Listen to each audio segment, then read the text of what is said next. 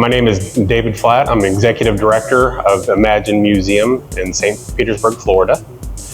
And for us, the government funding, state funding, local funding is very important for us because it allows us to do a lot of educational programming that otherwise we wouldn't necessarily have the ability to do. We have a lot of people that come here for workshops, artist workshops. We connect a lot with the local artists and regional artists that come here and do special workshops.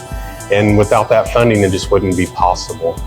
I've worked a lot with the different arts councils in the places where I've worked. I've been in different states, including Michigan, Nebraska, California. I can't say that I really would have experienced any cuts in funding in any of those that I saw from the state.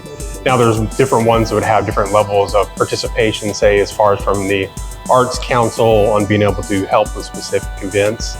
But yeah, I know it's very difficult because oftentimes too, they'll make cuts in the schools, and then people rely on places like museums and other nonprofit organizations to kind of pick up some of that slack in kind of the educational programming, the arts programming out there.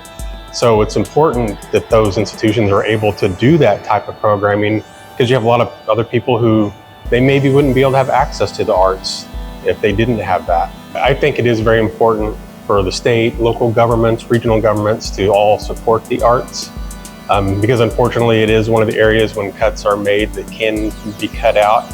But to, I think, improve the quality of life of people, it is nice to have that. Arts are very important. Really the idea of this museum is to uplift, educate, and inspire. And for us to be able to do that, we really do need the funding to be able to do that because we want to provide that to everyone. Whether, no matter what level they come from or where they are at in the socioeconomic sphere, that they're able to come to a museum, that they can enjoy an educational programming and have the ability to not only do that, but for their children to do that and for that to go on for generations. It's very, very important for educational experience because some schools don't have access to that art programming, and so it needs to be available to everybody. When you have a cut in funding, we have to find other ways. So yes, that's going to mean applying for other grants, which takes time, it takes staff resources.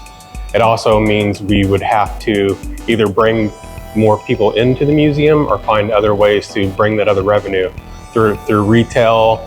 Of course, we don't want to do it, but there can be instances where you might have to increase admission costs, that type of thing. And when you do that, it makes it where the museums become less accessible. Because even if that isn't an impact on our museum, there could be other museums too that have no choice but have to do that. And every time you even raise museum prices $1, it can impact the number of people who come there because for an individual, yeah, maybe it's not as big a difference, but if you're bringing a family, 6 people, 8 people, the costs add up. And in today's world where every dollar can be very valuable, it's important that we do provide that access to people for the arts.